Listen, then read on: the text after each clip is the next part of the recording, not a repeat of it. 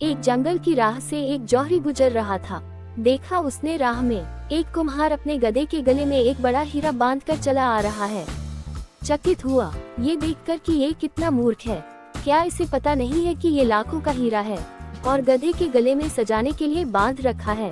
पूछा उसने कुम्हार से, सुनो ये पत्थर जो तुम गधे के गले में बांधे हो, इसके कितने पैसे लोगे? कुम्हार ने कहा, महाराज इसके क्या दाम, पर चलो आप इसके 8 आने दे दो।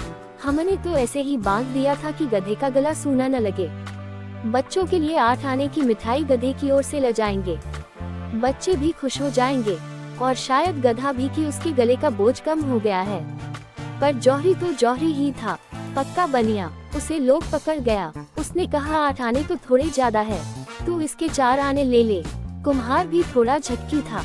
वह जिद पकड़ गया कि नहीं देने हो तो 8 आने दो, नहीं देने हैं तो कम से कम 6 आने तो दे ही दो, नहीं तो हम नहीं बेचेंगे। जौहरी ने कहा, पत्थर ही तो है, 4 आने कोई कम तो नहीं। उसने सोचा थोड़ी दूर चलने पर आवाज दे देगा। आगे चला गया, लेकिन आधा फरलांग चलने के बाद भी कुम्हार ने उसे आवाज न दी।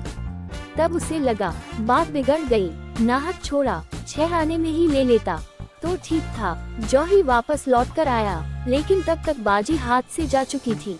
गधा खड़ा आराम कर रहा था और कुम्हार अपने काम में लगा था। जौहरी ने पूछा, क्या हुआ, पत्थर कहाँ है? कुम्हार ने हंसते हुए कहा, महाराज 1 रुपया मिला है, उस पत्थर का पूरा 8 आने का फायदा हुआ है। आपको 6 आने में बेच देता तो कितना घाटा होता, और अपने काम में लग गया।